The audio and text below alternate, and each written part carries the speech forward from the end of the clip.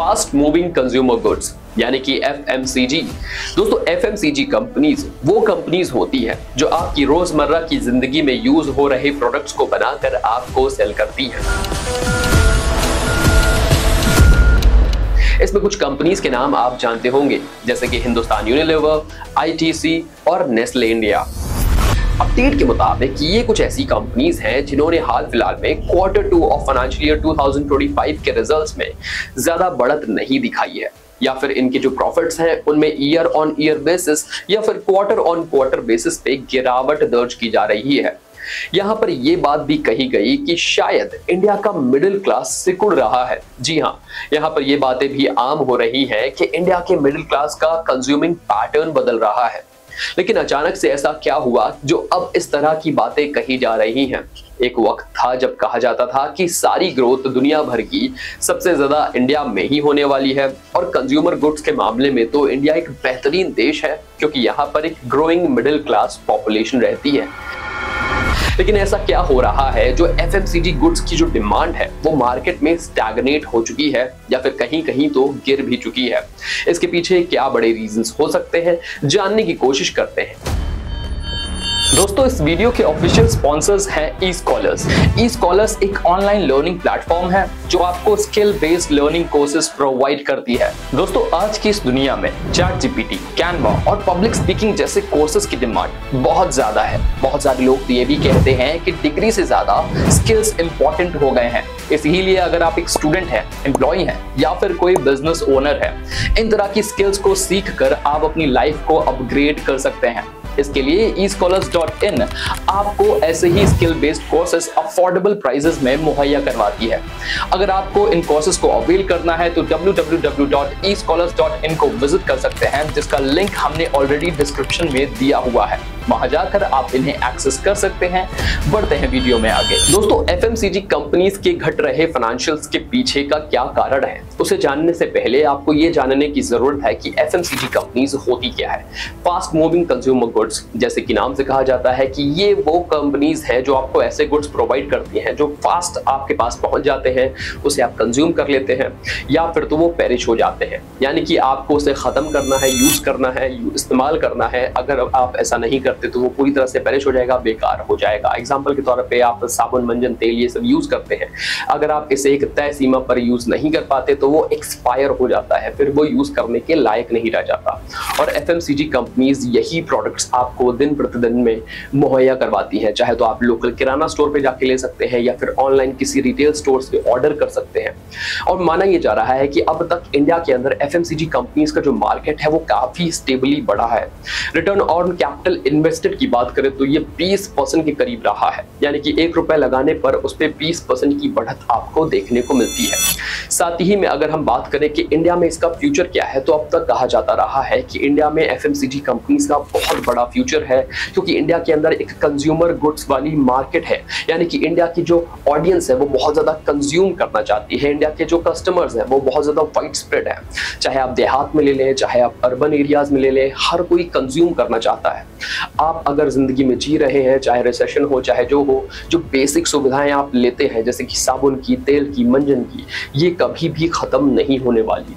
और इसीलिए माना जाता है कि ये जो एफएमसीजी कंपनीज है ये रिसेशन प्रूफ भी होती हैं। कई बार इनके मार्केट में बढ़त आ जाती है जब रिसेशन का दौर चल रहा होता है। साथ ही में इनके बारे में ये भी कहा जाता है कि आपको बहुत ही लो प्राइस में इनके प्रोडक्ट्स देखने को मिल जाते हैं। कोई साबुन आप लेने जाते हो तो ₹10 में आपको मिल जाता है, कोई टूथपेस्ट आप लेने जाते हो तो ₹100 के अंदर एक अच्छा बड़ा टूथपेस्ट मिल जाता है। साथ ही में एक ब्रांड वैल्यू भी होती है, यानी कि आपको याद रहेगा कि ये जो ब्रांड है ये इस कंपनी से जुड़ा हुआ है। जैसे कि आप अगर मंजन करते हैं तो बहुत सारे लोगों को कोलगेट याद रह जाता है, तो कोलगेट एक ब्रांड है जिसकी एक रिकॉल वैल्यू है। तो ये भी एफएमसीजी कंपनीज के अंदर देखने को मिलता है कि उनका जो ब्रांड है वो लॉन्ग लास्टिंग इंपैक्ट डालता रहता है। इसी के बाद इनके पास डाइवर्सिफाई करने का मौका बहुत कम होता है, क्योंकि उनके जो प्रोडक्ट्स होते हैं वो तो वही होते हैं, साथ में वो अलग अलग चीजें निकाल कर लेके आते रहते हैं। जैसे कि अगर किसी के दांतों में सेंसिटिविटी है तो वो अलग तरह का टूथपेस्ट यूज करे, किसी के दांतों में अगर पीलापन आ रहा है तो वो अलग तरह का टूथपेस्ट यूज करे। तो इस तरह से वो अपनी ऑडियंस को बढ़ाने की कोशिश कोशिश करते हैं।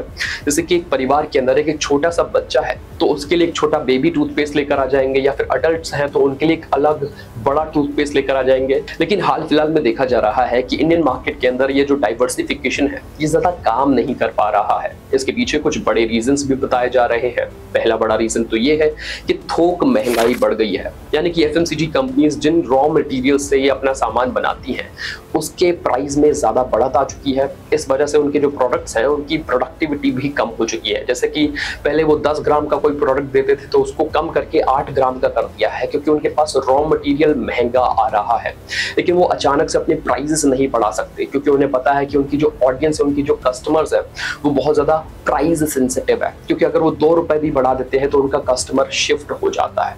इसलिए ब्रांड लॉयल्टी भी कई बार कॉम्प्रोमाइज हो जाती है जब एफएमसीजी मार्केट में प्राइसेस का उछाल होता है। इसीलिए कई बार देखा जा रहा है कि जो रॉ मटेरियल है वो अगर महंगा हो गया है तो इसका ब्रंट सीधे सीधे एफएमसीजी कंपनीज को उठाना पड़ता है। साथ में अब कंज्यूमर पैटर्न भी बदलता जा रहा है, यानी कि कस्टमर्स की लॉयल्टी भी काफी हद तक चेंज हो चुकी है। अब क्लाइमेट चेंज जिस तरह से बढ़ रहा है उसको देखते हुए भी बहुत सारे लोगों के मन में, खासकर अर्बन एलिट्स के मन में ये ख्याल आता है कि जो प्रोडक्ट मैं यूज कर रहा हूँ उसका क्लाइमेट पर क्या असर पड़ता है, क्या उसका जो सब्सटेंस है वो मेरी फिजिक और मेरी हेल्थ के लिए अच्छा है। तो ये सारी चीजें भी अब कस्टमर्स के मन में आ रही हैं, जिसके चलते एफएमसीजी कंपनीज को इनोवेट करने की जरूरत पड़ेगी। दोस्तों, अगर इंडियन एफएमसीजी सेक्टर की बात करें तो इसकी वर्थ 5 ट्रिलियन इंडियन रुपीस के करीब है। लगभग 164 बिलियन डॉलर के करीब इसकी वर्थ साल 2023 में निकल कर आई। उम्मीद जताई जाती है कि इसमें जो ग्रोथ हो रही है वो 7 से लेकर 9% की कंपाउंड एनुअल ग्रोथ हो रही है, यानी कि हर साल 9% के करीब से ये जो सेक्टर है ग्रोथ दर्ज कर रहा है। साल 2025 तक इसकी वर्थ 220 बिलियन डॉलर की हो सकती है। यहाँ पर यह भी कहा जाता है कि देश की आबादी का लगभग 5% इस सेक्टर में कार्यरत है, जो कि नंबर आता है 3 करोड़ इंडियंस का। 3 करोड़ इंडियंस के परिवार इस सेक्टर्स में काम करने की वजह से चलते हैं। यहाँ पर यह भी कहा जाता है कि इस सेक्टर में इतना ग्रोथ पोटेंशियल है कि साल 2032 तक इस सेक्टर की जो वर्थ है यह 1000 बिलियन डॉलर से ज्यादा की हो जाएगी। और यही एक बड़ा रीजन है कि देश में हर कोई इस सेक्टर को लेवरेज करना चाहता है। साथ ही में आपको पता है कि देश के अंदर जो इंटरनेट पेनिट्रेशन है ये तेजी से बढ़ता जा रहा है, जिसके फलस्वरूप देश के अंदर बहुत सारी जो रेगुलर चीजें हैं इनकी डिमांड अब ऑनलाइन बेसिस पर बढ़ती जा रही है। उम्मीद जताई जाती है कि देश के अंदर साल 2025 के बाद इंटरनेट यूजर्स की संख्या 100 करोड़ से ज्यादा हो जाएगी। और अगर ऐसा होता है तो देश के हर वर्ग में जो सामान चीज खरीदने की आदतें हैं उनमें बदलाव देखा जाएगा।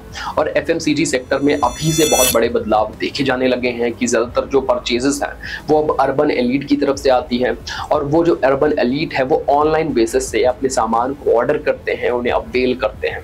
तो इस मामले में भी एफएमसीजी कंपनीज को कुछ बड़ा फायदा मिलते दिख रहा है। और यही रीजन है कि हमारे देश में 65% जो इनकी सेल होती है, जो रेवेन्यू ग्रोथ होती है एफएमसीजी सेक्टर में, ये अर्बन एलीट से ही होती है, अर्बन मार्केट से ही होती है। यहाँ पर यह बात बतानी भी जरूरी है कि इंटरनेट पेनिट्रेशन होने की वजह से भी अलग अलग लोग भी अब इस मार्केट को लेवरेज करना चाहते हैं। बहुत सारे लोकल किराना स्टोर्स हैं जो ऑनलाइन बेसिस पे अपनी सर्विसेज प्रोवाइड करना शुरू कर रहे हैं। बहुत सारे लोकल चक्की ओनर्स हैं जो अपने प्रोडक्ट्स को सेल करने की कोशिश कर रहे हैं, क्योंकि इंटरनेट से कनेक्टिविटी वाइड स्प्रेड हो चुकी है। बहुत सारे दुकानदार सिर्फ एक व्हाट्सएप बिजनेस नंबर पे ही रन कर रहे हैं और एफएमसीजी मार्केट में एक्टिवली पार्टिसिपेट कर रहे हैं। तो इस वजह से भी जो बड़ी किराना कंपनीज हैं, बड़ी एफएमसीजी कंपनीज है, इन्हें काफी हद तक इंपैक्ट होता है। संजीव मेहता जो कि हिंदुस्तान यूनिलीवर के फॉर्मर सीईओ हैं, उनका मानना है कि इंडिया के अंदर रोबस्ट ग्रोथ अपॉर्चुनिटीज मौजूद हैं। अगर हम इंडियन मार्केट की ही बात करें तो यहाँ पर जो मार्केट है पूरी तरीके से सेगमेंटेड है। नॉर्थ की ग्रोथ अलग अर्बन सिटीज से आती है, साउथ की ग्रोथ अलग अर्बन सिटीज से आती है, वेस्ट में भी काफी हद तक इन कंपनीज का इन्फ्लुएंस बढ़ा हुआ है। लेकिन नॉर्थ ईस्ट रीजन अभी भी इंडिया का ऐसा है जैसे काफी हद तक अनटैप्ड रखा गया है, जिसकी जो पोटेंशियल है अभी पूरी तरह से यूटिलाइज नहीं की गई है। और इसलिए भी कहा जाता है कि जो देश के गाँव हैं, जो देश के रूरल एरियाज हैं, वहां पर भी जब पैसे का फ्लो होगा तो लोगों में इन प्रोडक्ट्स को खरीदने की होड़ मचेगी और इस हिसाब से इस सेक्टर में ग्रोथ होने की उम्मीद है। लेकिन हाल फिलहाल में देखा जा रहा है कि मार्केट के जो चैलेंजेस हैं उसकी वजह से वो जो ग्रोथ एक्सपेक्टेड है वो अभी तक नहीं हो पाई है, और यही एक बड़ा कारण है जिसकी वजह से जो एफएमसीजी कंपनीज हैं मार्केट में उनके शेयर्स में काफी स्टैग्नेशन देखा जा रहा है। 75% के करीब के कस्टमर्स ने एक सर्वे में ये बात मानी है कि वो उन प्रोडक्ट्स और सर्विसेज को अवेल करना ज्यादा पसंद करते हैं, प्रेफर करते हैं जिनमें सोशल रिस्पॉन्सिबिलिटी का अभाव होता है, यानी कि जिस प्रोडक्ट से दुनिया को हानि नहीं होती, सोशल क्लाइमेट चेंज में कोई बड़ा इम्पैक्ट नहीं होता, वो ऐसे प्रोडक्ट्स को परचेज करना चाहते हैं। और इसी ही के तहत बहुत सारे प्रोडक्ट्स अब अपने आप को इनोवेट करने की कोशिश भी कर रहे हैं। इसलिए भी देखा जा रहा है कि ये जो चेंज है बहुत स्लो है लेकिन इनएविटेबल है, यानी कि ये चेंज होना ही होना है, और अब इसलिए भी एफएमसीजी कंपनीज को कमर कसने की जरूरत है। बहुत सारी कंपनीज ने इनोवेशन किए हैं, आर्टिफिशियल इंटेलिजेंस को भी अपनी कंपनीज में इंटीग्रेट किया है, उसके हिसाब से भी उन्होंने जानने की कोशिश करी है कि हमारे कंज्यूमर्स को क्या पसंद है, उसके हिसाब से हम उन्हें कस्टमाइज प्रोडक्ट्स कैसे बना सकते हैं। जैसे कि बहुत बार लेबल्स में लिखा होता है कि ये 100% प्योर है, यानी कि इसमें कोई मिलावट नहीं की गई है। बहुत से प्रोडक्ट में कहा जाता है कि इसमें कोई एडेड शुगर नहीं है, इस वजह से भी लोग इसे प्रेफर करेंगे। और बहुत सारे प्रोडक्ट्स की जो पैकेजिंग है उसमें भी बड़े बदलाव किए जाते हैं, जैसे कि पैकेजिंग को कुछ इस तरह से रखा जाता है जिससे वो देसी लगे, खासकर इंडियन कंज्यूमर्स के लिए, जिससे वो नेचुरल लगे, वो ग्रीन दिखेगी आपको, ब्राउन दिखेगी पैकेजिंग। इस वजह से भी इंडियन कंज्यूमर्स को अल्यो करने के लिए इस तरह के टैक्टिक्स यूज किए जा रहे हैं, और इसमें सोशल मीडिया ने एक बड़ा रोल प्ले किया है। इन प्रोडक्ट्स ने सोशल मीडिया के माध्यम से अपने कस्टमर्स को ये बताने की कोशिश करी है कि किस तरह से उनका जो प्रोडक्ट है ये पूरी तरह से उनके लिए फिट बैठता है। यहाँ पर सोशल मीडिया की बात करें तो इसमें बहुत तेजी से ग्रोथ आ रही है। एफएमसीजी सेक्टर्स की बड़ी बड़ी कंपनीज ने माना कि रूरल एरिया से उनकी 50% की ग्रोथ जो आ रही है वो सोशल मीडिया के जरिए आ रही है, यानी कि ऑनलाइन माध्यम से आ रही है। मतलब कि ऑनलाइन माध्यम से अगर उन्होंने कोई प्रोडक्ट प्रमोट किया है तो उसके परचेज होने के चांसेस ज्यादा हो जाते हैं कि इसके मुकाबले कि वो कोई शेल्फ में रखा है। तो इस हिसाब से भी इसमें इनोवेशन लेकर आया जा रहा है। हालांकि कुछ ऐसे भी चैलेंजेस हैं जो रियल चैलेंजेस हैं, जैसे कि महंगाई का तेजी से बढ़ना और लोगों की इनकम में ज्यादा बढ़त ना आ पाना, साथ ही में रॉ मटेरियल का महंगा हो जाना। इस वजह से भी बहुत सारे ब्रांड्स को काफी तकलीफ आ रही है। साथ ही में छोटे छोटे दुकानदार, छोटे छोटे बिजनेसेस तेजी से अपने बिजनेसेस को, अपने काम को एक्सपैंड कर रहे हैं, जिसकी वजह से भी लोगों का भरोसा अपने आसपास की दुकानों पर भी धीरे धीरे बढ़ा है, और उनके प्रोडक्ट्स जो कि खुले दाम पे अवेलेबल होते हैं वो काफी सस्ते होते हैं, इसलिए भी उन्हें कोशिश करी जाती है कि परचेज किया जाए। इसके लिए भी जो एफएमसीजी कंपनीज है अपनी प्राइसिंग को बहुत ही ज्यादा कॉस्ट इफेक्टिव रखने की कोशिश करती है। आपको पता होगा कि हाल फिलहाल में देश की जो बड़ी रिटेल कंपनीज हैं जैसे कि रिलायंस, टाटा, ये सब जो अपने कंज्यूमर प्रोडक्ट्स लेकर आती हैं उनमें अपनी प्राइसिंग को काफी हद तक ध्यान रखकर ही एलोकेट करती हैं। उसके हिसाब से ही इनके प्रोडक्ट की सेल होने की या फिर उसके शेल्फ में रह जाने की जो चांसेस हैं वो डिसाइड होते हैं कि किस तरह से ये प्रोडक्ट सेल होगा या फिर शेल्फ में ही रह जाएगा। तो इस वजह से भी इंडियन मार्केट को समझ पाना ये जो बड़ी एफएमसीजी कंपनीज हैं उनके लिए इतना आसान नहीं होने वाला है। हाल फिलहाल में आपने देखा होगा कि हमारे देश के अंदर जो अर्बन एलीट्स हैं ये कंज्यूमेबल प्रोडक्ट्स को लेकर बहुत ज्यादा अवेयर हो गए हैं। इसके पीछे का रीजन भी सोशल मीडिया ही है। सोशल मीडिया में देखने को मिलता है कि ऐसे बहुत से ब्लॉगर्स आ गए हैं, बहुत से इन्फ्लुएंसर्स आ गए हैं जो लेबल पढ़ने की बात करते हैं। उनमें से एक बहुत ही ज्यादा पॉपुलर इन्फ्लुएंसर है जिनका नाम है फूड फार्मर। उन्होंने कई बार लोगों को सलाह दी है कि आप कोई भी अगर प्रोडक्ट कंज्यूम कर रहे हैं रेगुलर बेसिस पे तो उसके लेबल पढ़ने में कम से कम 10-20 मिनट का समय लगाएं, उसे समझें, उसके हिसाब से ही उसे बाय करें, क्योंकि अगर आप ऐसा करते नहीं हैं तो इससे आपकी सेहत पर बुरा इम्पैक्ट पड़ सकता है। कई ऐसे मसले देखे गए जहां पर ब्रिटानिया के ऊपर, नेस्ले के ऊपर ये आरोप लगाए गए कि जो बेबी प्रोडक्ट्स इंडिया में वो सेल करते हैं उसमें एडेड शुगर ज्यादा होती है, बशर्ते जो हम यूरोप में देखते हैं, अमेरिका में देखते हैं वहां पर एडेड शुगर नहीं होती है। इस वजह से भी काफी बवाल होता है, इस वजह से भी काफी हो हल्ला होता है कि जो एफएमसीजी कंपनीज हैं इंडियन मार्केट को अलग तरह से ट्रीट करते हैं और फॉरेन मार्केट्स को अलग तरह से ट्रीट करती हैं। और इसी को देखते हुए कुछ कंपनीज ने हाल ही में कुछ बड़े कदम भी चले हैं। जैसे कि बॉर्नवीटा के बारे में कहा गया था कि उसके प्रोडक्ट में शुगर की मात्रा बहुत ज्यादा होती है, उसने अपने शुगर की मात्रा को काफी कम करने की कोशिश की है।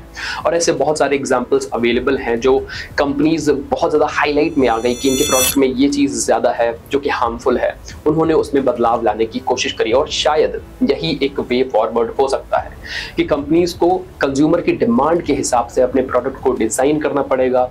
और इंडियन मार्केट है तो प्राइस सेंसिटिविटी तो हमेशा से रहती ही है, उसे भी दिमाग में रखने की जरूरत है। इसलिए लेकिन यहाँ पर ये बात सामने आई है कि one product product fit all वाला जो कंसेप्ट था अब तक, ये पूरी तरह से कोलैप्स करता जा रहा है। इन्हें डाइवर्सिफाई करने की कोशिश करनी पड़ेगी कि अफोर्डेबल सेगमेंट के लिए अफोर्डेबल प्रोडक्ट देने जरूरी है, और जो सेगमेंट बहुत ज्यादा हेल्थियर ऑप्शंस की तलाश कर रहा है उसे हेल्थियर और क्लाइमेट फ्रेंडली ऑप्शंस देने की जरूरत है।